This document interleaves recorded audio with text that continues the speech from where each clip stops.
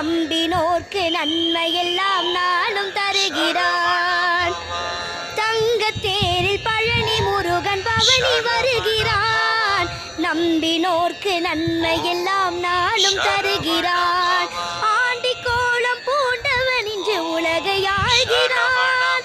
Aunty கோலம் பூண்டவன் இன்று உலகை ஆழ்கிறான்.